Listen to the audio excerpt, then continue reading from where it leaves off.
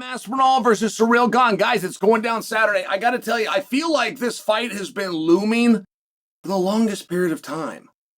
I mean, I feel like we've known that these two were going to come together. And by the way, when this fight was first suggested, it was suggested by Tom Aspinall. And you want to know what might surprise you?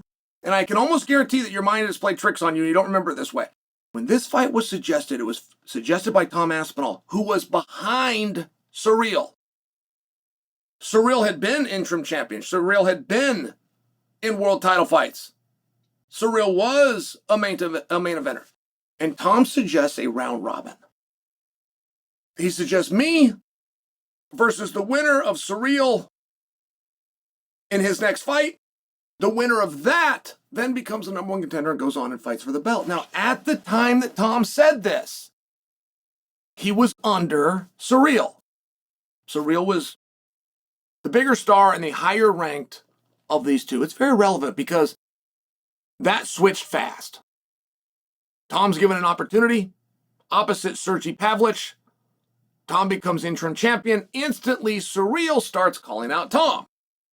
Ciryl, who had ignored Tom up until this point, starts calling him out. And I'm just telling you because DraftKings, my partners, right now, right this very second, have Tom Aspinall a minus 400. That means Tom's a 4-1 favorite.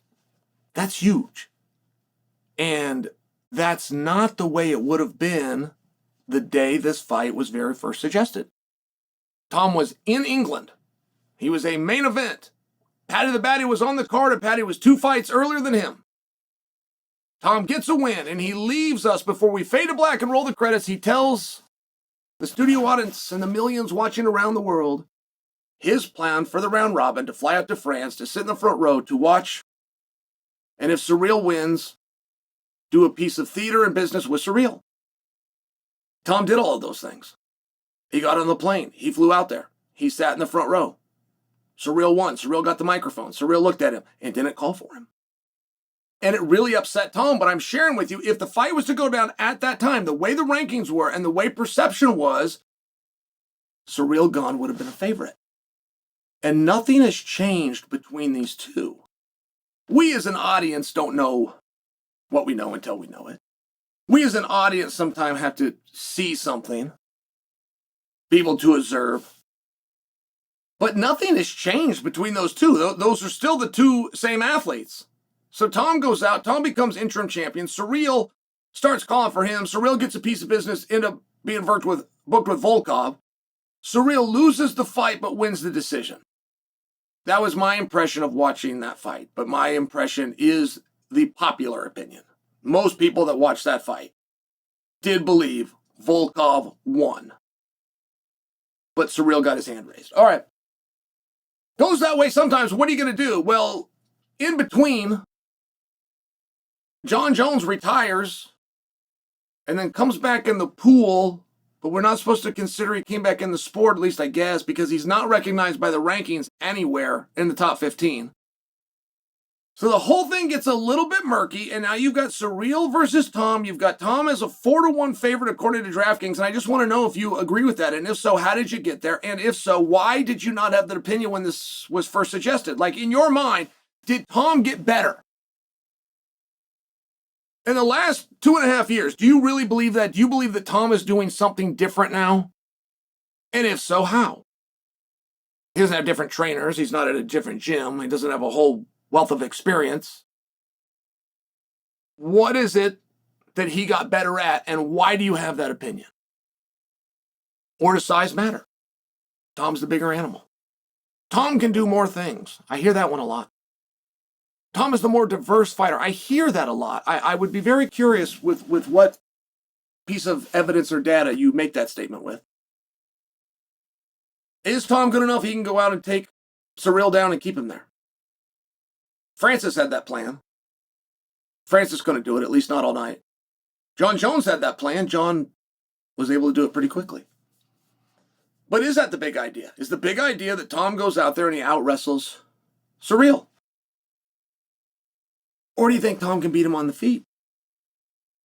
And that one's interesting to me personally because you got to look at somebody's past. You just do. You're forced to.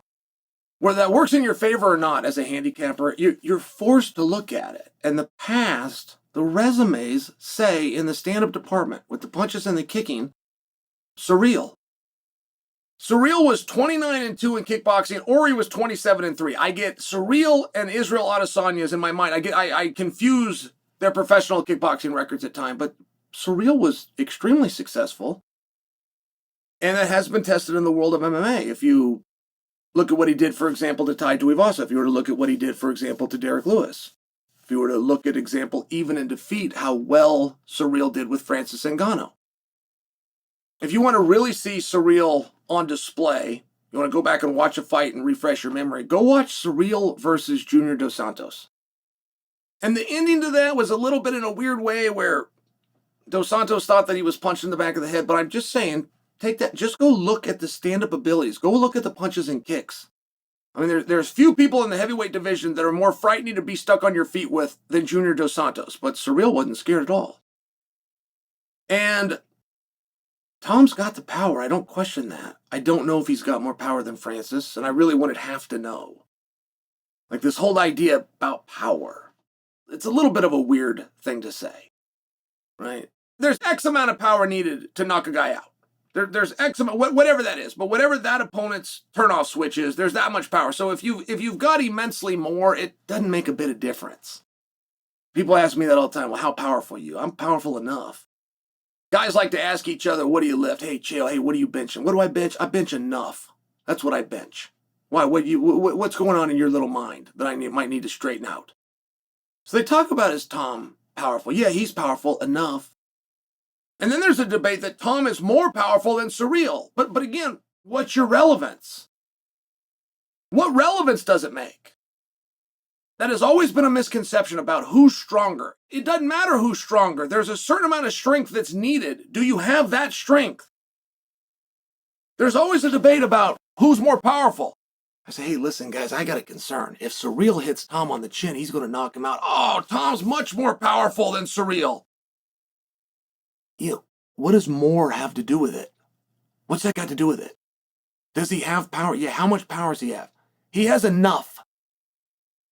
Tom right now is a 4-1 favorite.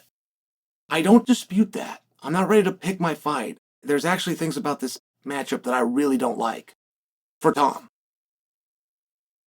I'm not ready to pick the fight. I'm just sharing for you, if Tom's going to beat him, how's he going to do it? Are you really that sure that Tom has that much better wrestling than Francis?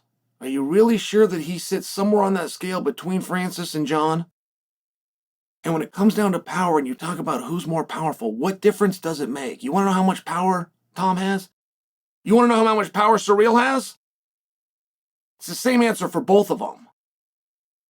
They got enough.